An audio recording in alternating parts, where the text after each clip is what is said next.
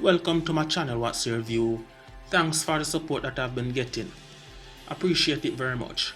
And people, this topic is a very tender topic. It's very tedious, right?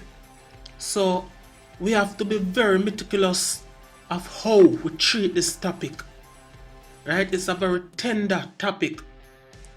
The topic of abduction that has been going on in Jamaica, where our girls, our women are being preyed upon by this predator out there. Women, they are living in fear. Women who have their children going to school, and when I say children, I mean females. I mean, it's like a headache. They are never going to feel contented until their child comes home in the house. When our nation reached to that level, and it's not about night anymore, because a lot of these things that are taking place is also happening in the daytime. You understand?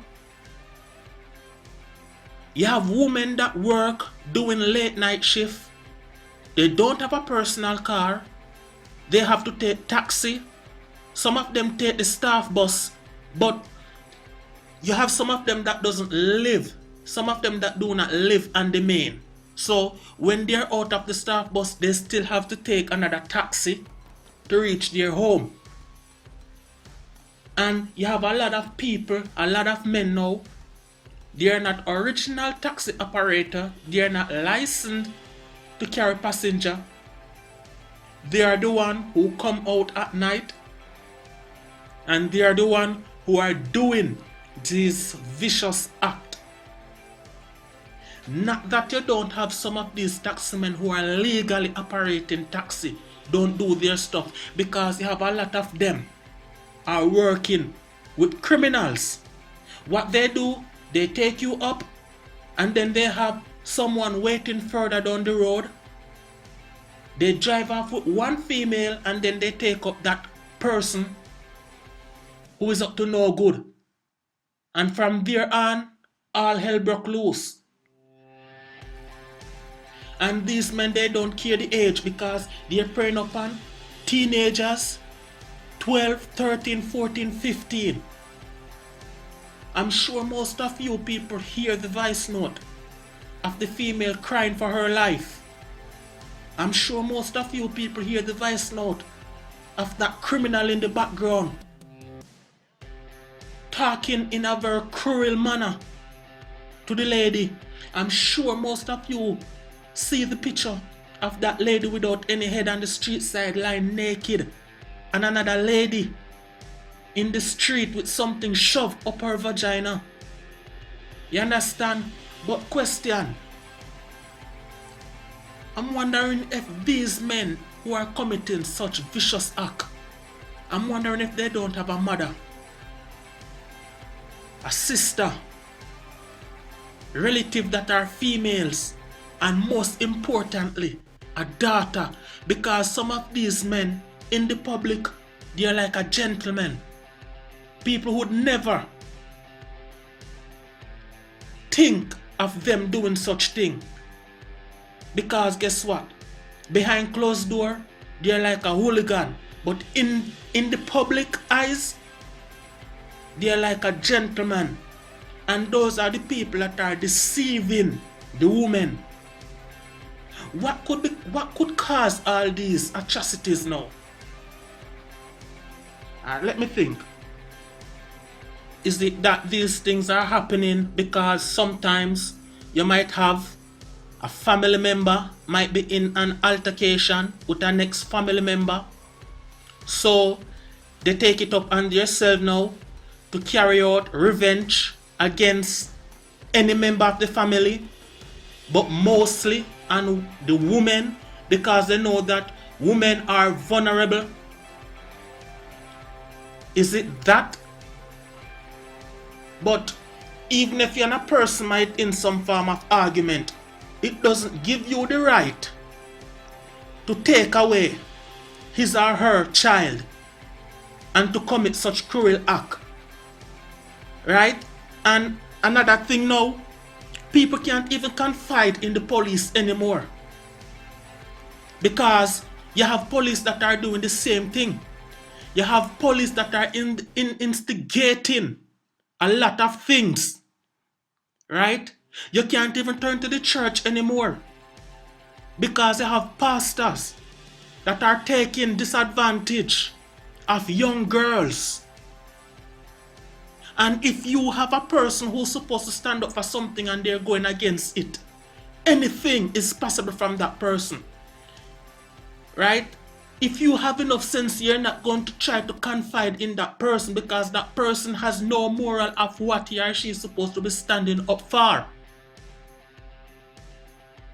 And the JCF, I think that they're not that effective as how they should be.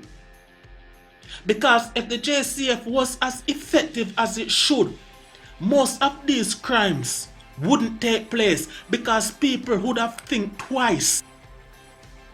And another thing, the communities, they need to play their part also, because you have some community, they're like a shield towards criminals, right?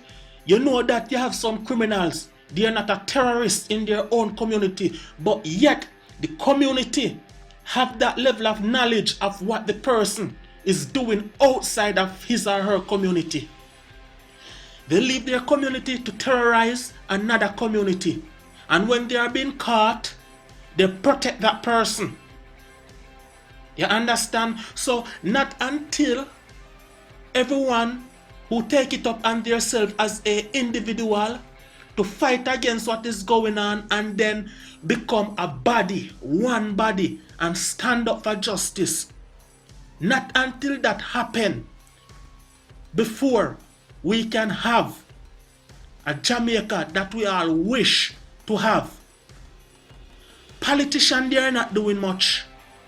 And we can't be this laid back to depend on politicians to do everything because we already know the corruption that is in the system. So we have to take it up on ourselves to do what is best for the nation, to do what is best for our young girls, to do what is best for our young women, to do what is best for us in general. Because the level of criminalism, that is going on right now in Jamaica, are just a few persons are doing it, you know. It's just few persons that are doing it, which the majority outnumbered the criminals. So why we can't come together and fight against the level of hypocrisy that's going on? We don't care if one of our family member a criminal, bring that person to justice. Because at the end of the day, we can't sit and feel relaxed and say, it's not me, it is happening too.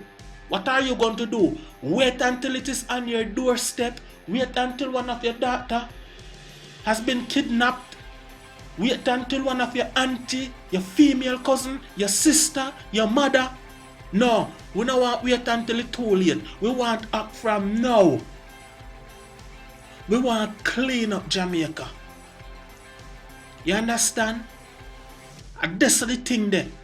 And we need to find the solution because we know the problem. We know the problem. So we need to stress to find the solution now. Government, if it is that you have to bring back hanging, you have to do it. You have to do it. We need to improve our justice system where people can have a fair trial. And when they are found guilty, I mean the one them who commit the act, when they are found guilty, we give them the right punishment. Because this thing where man they go to jail right now to kill a man or to rape a woman, and then them find guilty and go to jail, go kick back, and still they inherit the victim's family member tax money who are working. It is unfair. Those criminals are in prison, they're exercising, they have studio in prison, they have playgrounds where they can play football. I mean, there's nothing missing, because first and foremost, they're out in the inner world and they don't value their life. So if you put them, right, in prison, it has nothing to do with them.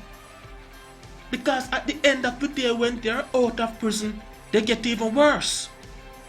You understand? So I think the government should sit in parliament and pass a law that is very effective, a law where people who think about commit vicious act will think twice when they think about the consequence that they're going to face. I mean, people, that was my view on the situation, you know. Let me hear your view and what you have to say. So comment in the comment section. And if I'm wrong, you make me know I'm wrong. And if you can't capitalize on what I'm saying, let me know in the comment section.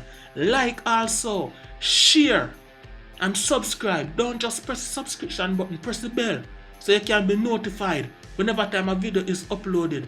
Peace out.